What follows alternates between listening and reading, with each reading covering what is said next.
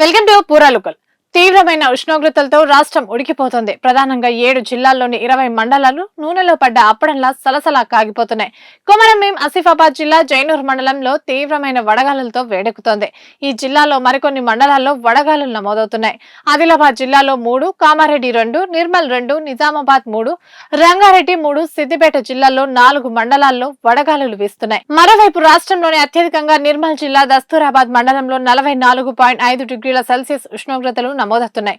Adilabad urban, Nalgonda జిల్లా మడుగులపల్లి మండలంలో 44.4, కొమరంభీం ఆసిఫాబాద్ జిల్లా సిర్పూరు, మంచిర్యాల జిల్లా భీమారం, నిజామాబాద్ జిల్లా ముష్కిల్ మండలాల్లో 44.3, జగిత్యాల జిల్లా ఇబ్రాహీంపట్నం, ములుగు జిల్లా కన్నాయిగూడెం, సిద్దిపేట జిల్లా అక్బర్పేట్, భూంపల్లి మండలాల్లో 44.2, కరీంనగర్ జిల్లా జమ్మికుంటలో 44.1, పెద్దపల్లి జిల్లా రామగుండంలో 44 డిగ్రీల సెల్సియస్ ఉష్ణోగ్రతలు నమోదయ్యాయి. మిగిలిన 22 జిల్లాల్లో 42 నుంచి 43.9 డిగ్రీల మధ్య ఉష్ణోగ్రతలు నమోదయ్యాయి. రాష్ట్రంలో శని, ఆదివారాల్లో 1 నుంచి 2 డిగ్రీల వరకు ఉష్ణోగ్రతలు పెరిగే అవకాశాలున్నాయని వాతావరణ శాఖ హెచ్చరించింది. ఇవి ఇప్పటివరకు అప్డేట్స్. మరిన్ని అప్డేట్స్ కోసం చూస్తూనే ఉండండి పూరా లోకల్.